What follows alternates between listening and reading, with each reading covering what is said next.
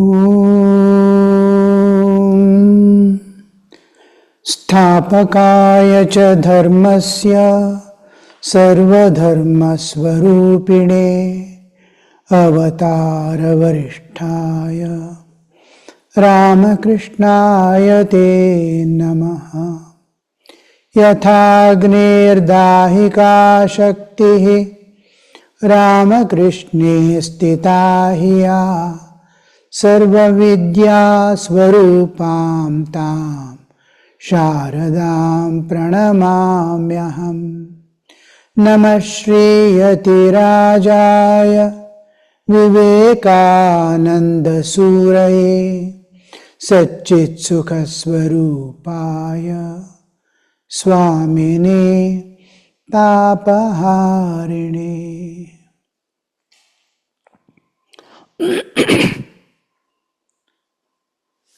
Namaste to you all.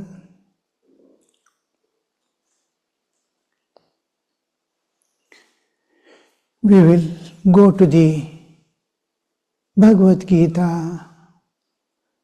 We were in the second shloka. Sanjaya telling Dhritarashtra about the whole thing happening.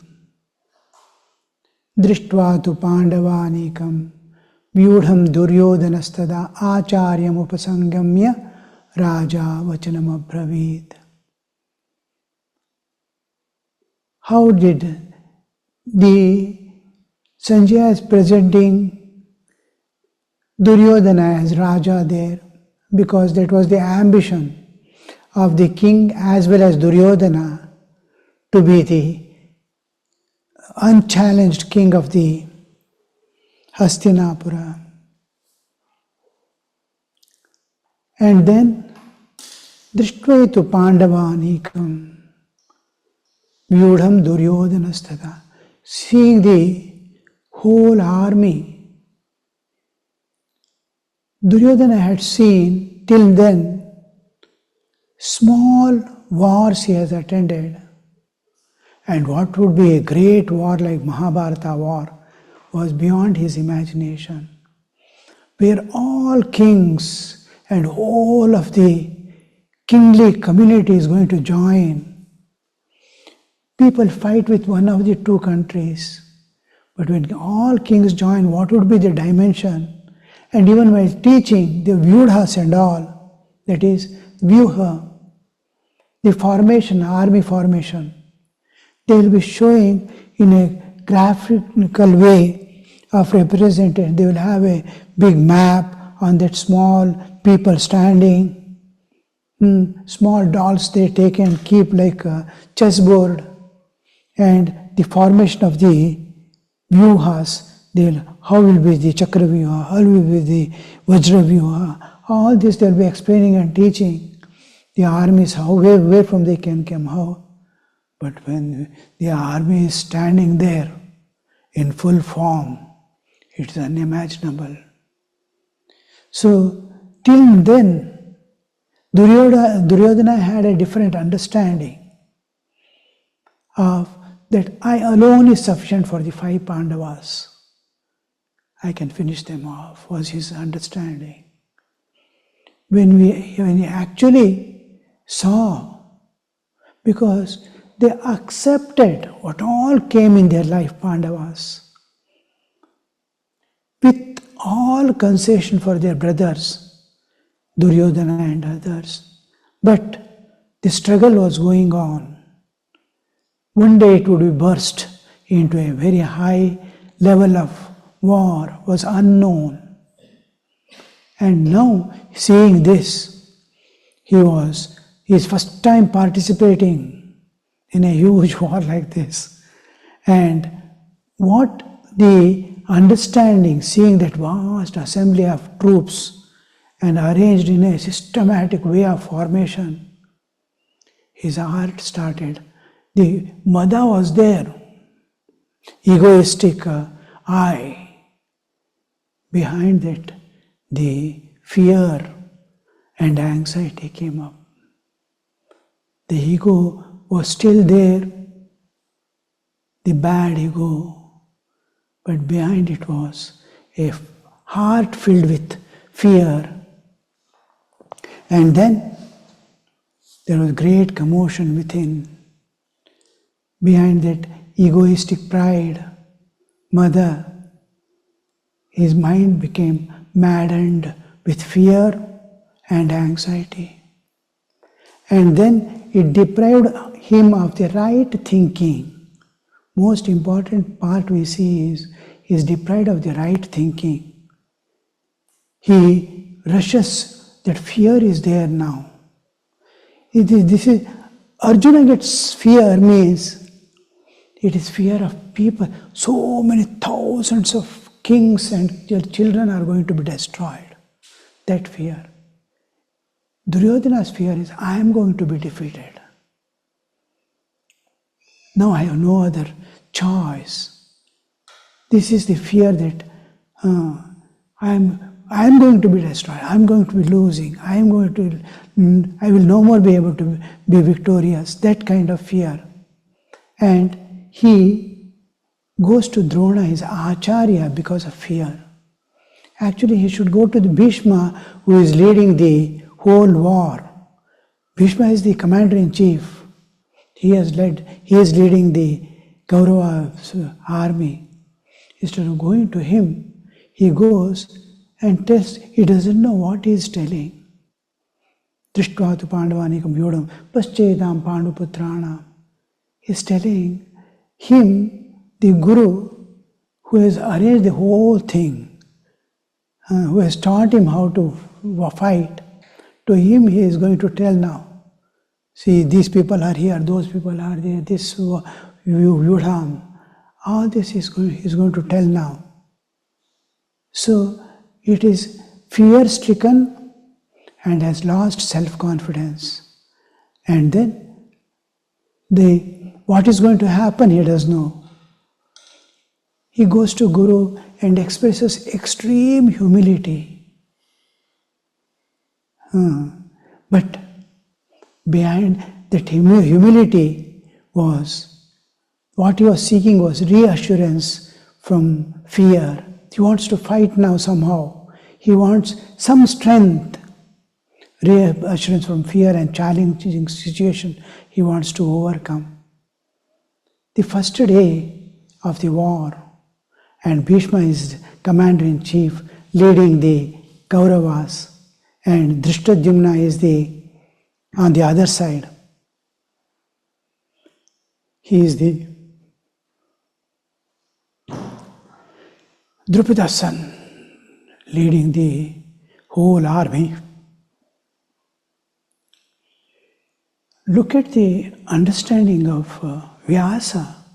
Every bit of knowledge from the ordinary things of life to the ultimate goal of human existence, what that state would be of realization, what is this world, what is Jiva, how they move, all this knowledge and military knowledge. When he explains there in Mahabharata how the Vyuha was formed and who were standing, what were their arms and how the attacks would come, you'll be wondering, what is his knowledge, the dimension of his knowledge. So the first day, the Kaurava forces were led by Bhishma and Pandavas were led by Drishtadyumna.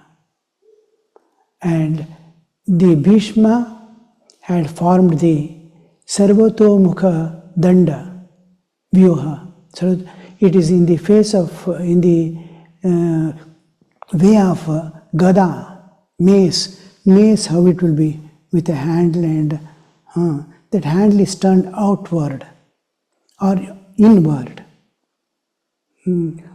Suppose hundreds of gadas we are keeping around facing, the people will be standing in that form. They will be alternating the elephants. Elephants usually form the outermost wall of the vyuha always. Nobody can enter inside. Wall means it is where others cannot enter. Sarvato Mukha Danda. It will be either this way or this way of the all sides there will be. They cannot enter from any side. The king will be usually in the center. If king is captured, the war is gone. They need not kill anybody. So king will be placed always deep inside at the center of the vyuha. And we see here the Duryodhana Drishtadyumna led the force in the Vajra Vyuha formation. There is Sarvato Mukhadanda, and these people are Vajra. Vajra is diamond shaped. He has formed.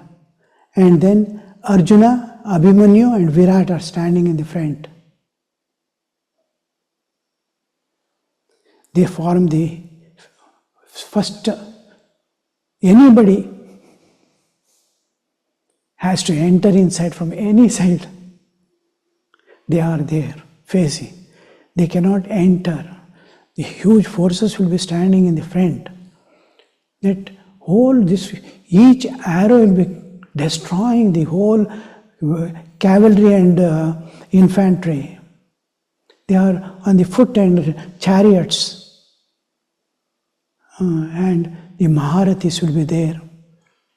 And this is how Drishtadyumna, he has made the Arjuna, Abhimanyu and Virat to stand in the front.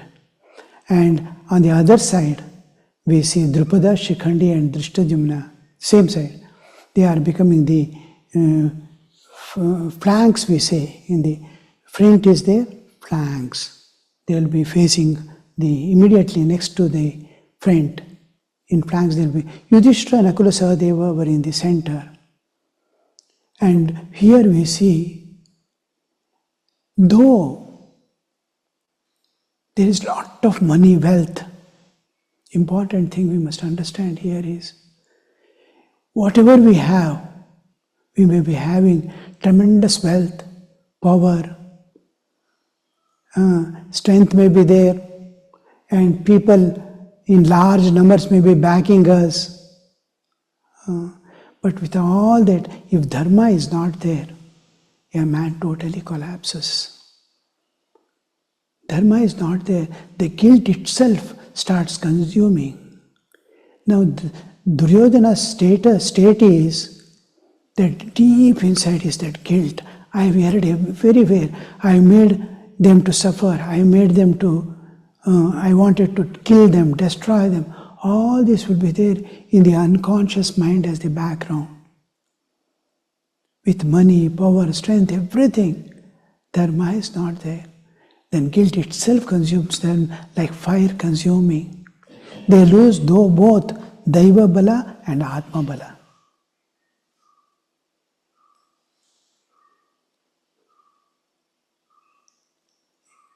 Important part of human life is to have these two, Atma Bala always. When all things fail, he is there standing.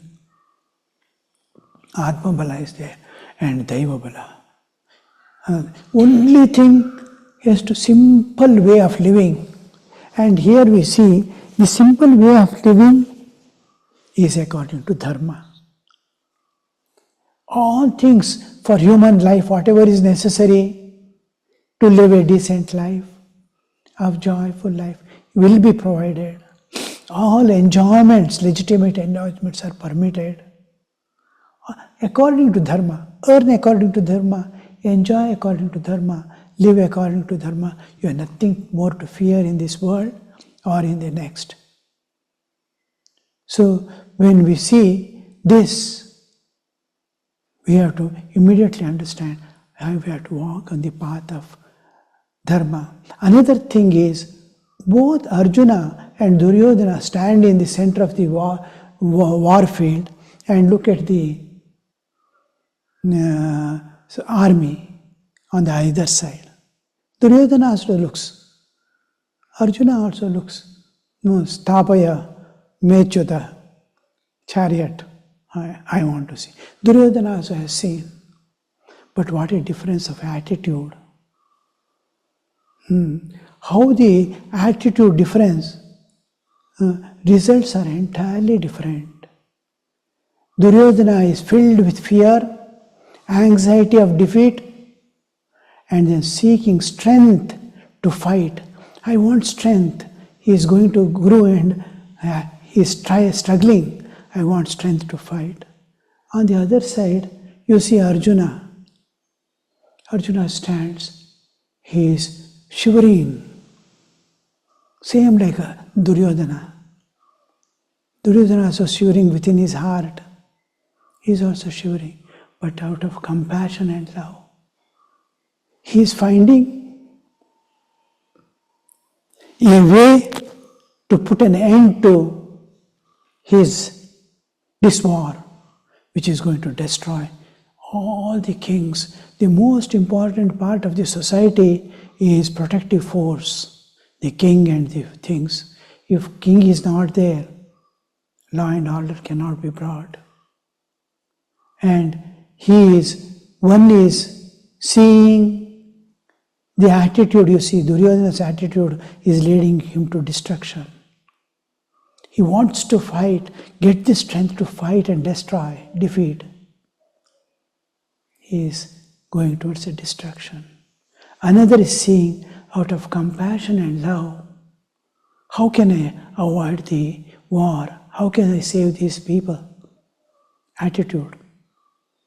And it leads him to enlightenment. Atma Jnana, Bhagavad Darshana. He attains, transcends the nature and goes off. Hearing this, having known this, we must see that what nature and God wants from us is to cultivate this universal love, purity, divinity, compassion, sacrifice that leads us to the enlightenment. So we will enter into the next stanza. Paschaitam Panduputranam Acharya Mahatim Chamu Vyudham Drupada Putrena Tava Shishyena Dhimata. He goes to his guru, Dronacharya, and he is telling his guru, Paschaitam Panduputranam Vyudham Duryodhanasthita Tata. Now, Paschaitam Panduputranam Vyudham. Look at the Pandavas. His guru. He has taught them a very bit, and Guru's vastness of understanding is not the Shishya's understanding. He has seen huge wars. And he is master of all weapons, even the celestial weapons, which are rare for the humans to see, and has the perfect knowledge of everything. To him, Paschaitam Panduputranam Vyudham Duryodhanastata. Duryodhana is telling, Tava Shishyena Dhimata is the most important part he uses. Acharyam upasangamya Raja Vachanam Apravit. Paschaitam Panduputranam Vyudham Mahatim Chamum Vyudham Drupad Putrena Tava Shishyena Dhimata. Paschaitam Panduputranam Acharya Mahatim Chamum. Huge, as if he has not seen. Guru has seen thousands of wars like this. And he is the one who has taught. Vyudham Drupada Putrena Tava Shishyena Dhimata. This Drupada Putrena Tava Shishyena Dhimata is most taunting word that he uses, because now he wants the Dronacharya to create, to fight justifiably, means to take his side and fight. And make him win. But Guru is not equal to all. Injustice they will not do. justice. He will not fight without justice or taking side or anything.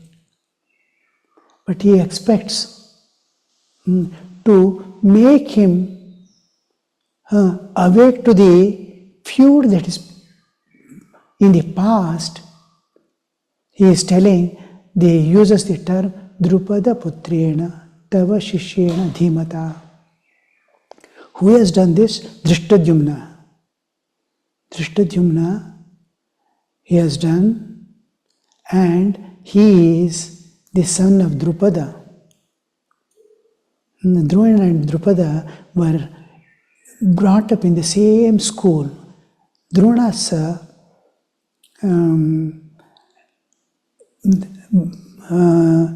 guru and Drupada's guru were same.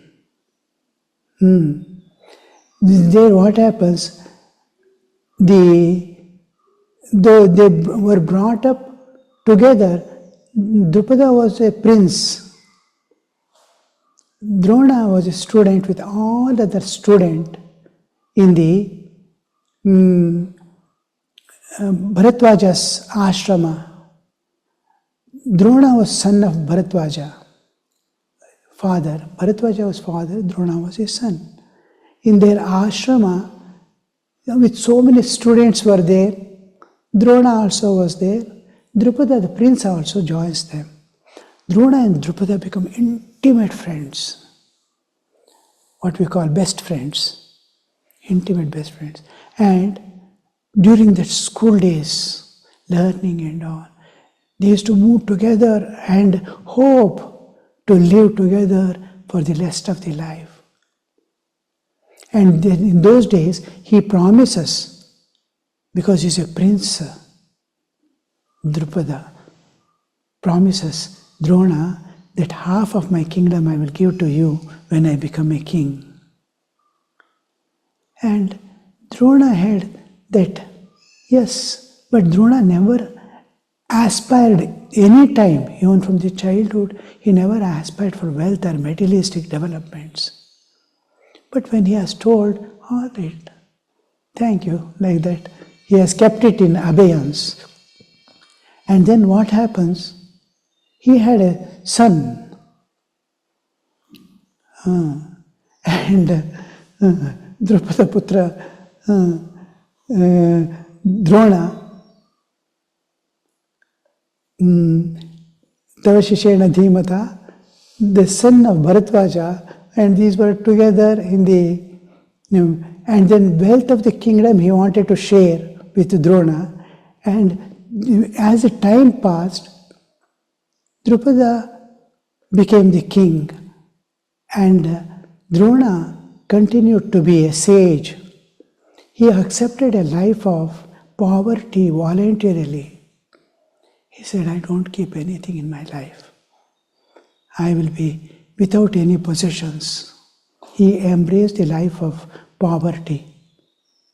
And he used to live in that way. After the school days, when they separated, one was moving about as a sage without any possession, and other was the king of a huge kingdom.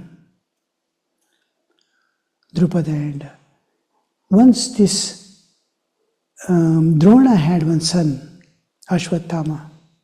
He was playing with all other friends. They were, during the play, they were drinking milk. Ashwatthama also wanted to drink milk with the boys. He asked the boys, give me also milk. What they do, they will take wheat flour and mix it in water and give him to drink. He drinks it, it will not be milk. His father comes to know, oh, I am not able to, though he did not have any materialistic tendency or desire for that, son, without going in small needs of life, pained him. He was loving his wife and son dearly and was ready to do anything for them. And then suddenly he remembers his childhood days, how he spent with Drupada and all those days, and how he had promised He did not want much. He wanted just a cow to milk. He goes to Drupada's palace, meets him. He'll be sitting on the throne. And then he goes and asks for the help. He says, "What are you asking for? Who are you coming here? You are speaking of friendship. Where there can be a friendship between a beggar and a king? I will not give you anything." Then Drona's heart burns. If he had told, "No, I will not give you anything, go." Where is the friendship between a king and a beggar? That pains him.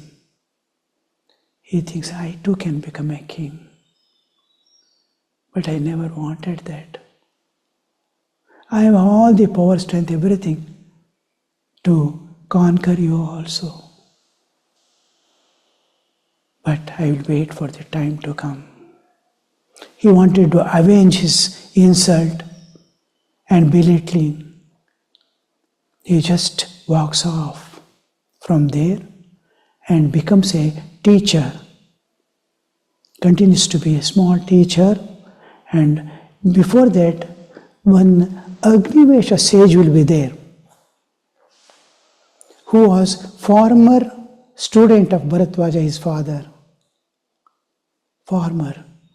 And he had acquired lot of knowledge about the celestial weapons from Agastya, another sage. And that knowledge and weapons were there with him, which knowledge he shared with both equally to Drupada and Dronacharya. Both they were friends, like you see earlier, before the insult became. Both got this knowledge from. And then Dronacharya comes to know that another sage, Parashurama, is giving away all his wealth. This we see in those days when age is entering. All their external glory is going away. They want to remain in deep communion with the divine. So they start giving away all the wealth and knowledge and this, that and all. Last they remain in the contemplation of God. Parashurama wanted to do that. He was giving away all his wealth and all. Dronacharya comes to know and he rushes to him. Mahesha mountain will be there. In that mountain will be his hermitage, and Drona goes there. By the time he goes to Drona, he has given away all his things, all property, this, that, wealth, everything he has given away. He is without any possession. He says, now I have only two things with me to give away. One is my body, one is my weapons. Dronacharya asks for the weapon. Along with the weapon, he gets all the knowledge of those celestial weapons. And he becomes a great warrior, unimaginable. Dronacharya cannot be defeated by anybody like that, Acharya. And his Acharya teaching also, giving the knowledge, especially in the archery and weapons, use of these celestial weapons. Later on, he comes to know about the Drupada's son. Drupada, and then after insult, then he becomes the this one, Ashwatthama, and the knowledge, both of them get equally from Agnivesha. And also this celestial, this knowledge of the also was there. He was distributing. He becomes later on, immediately after the insult he wanted to take the avenge. He takes up the he selects he'll be waiting for the disciples to come. Now he becomes the royal Acharya of both the Kauravas and Pandavas. Royal preceptor, and teaches them both. When the whole teaching is over, he wants the disciples, his whole attention was to avenge his insult. He has his Guru Dakshina.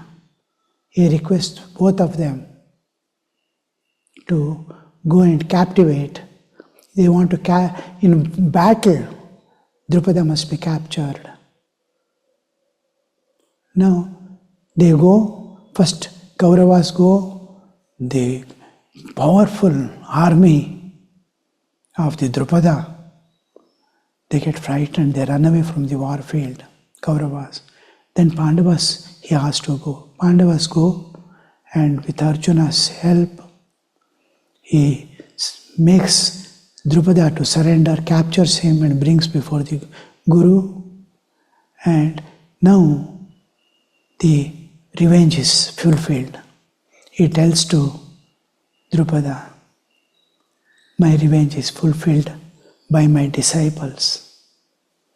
Now the whole kingdom is mine. One day you are sitting there and you refuse to accept my friendship of the childhood, insulted me and sent. Now I am the king of the same kingdom. Now I don't want to live in enmity with you. We will resume our old friendship. I will give you half of you had told me you will give me half of the kingdom. Now I will give you my half of the kingdom as the friendship will continue the friendship. Drupada accepts this, and smilingly he bows down, folds his hands and says, you are great. The pardoning, forgiving nature and friendship will maintain. With that, he will part, but inside he will be hurt, severely hurt. He wanted to take revenge. Then later on, he searches for a sage. He wanted to have a son who can kill Dronacharya, slay Dronacharya. So with the help of a sage, he gets the two children, Draupadi from the fire, Homa, Draupadi and Drishtadyumna, they come from the fire, flames. Young children come out. That Drishtadyumna has done this arrangement of the whole Pandava army. Now he is reminding him.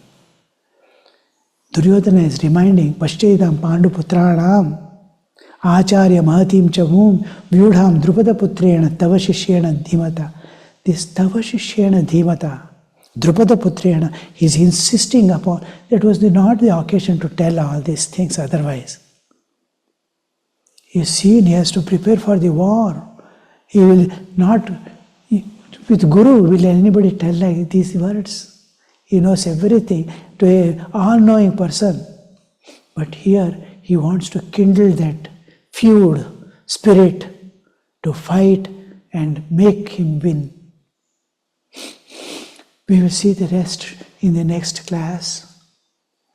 Om Shanti Shanti Shanti Harihi Om Tat Sat Shri Ramakrishna Arpanamastu.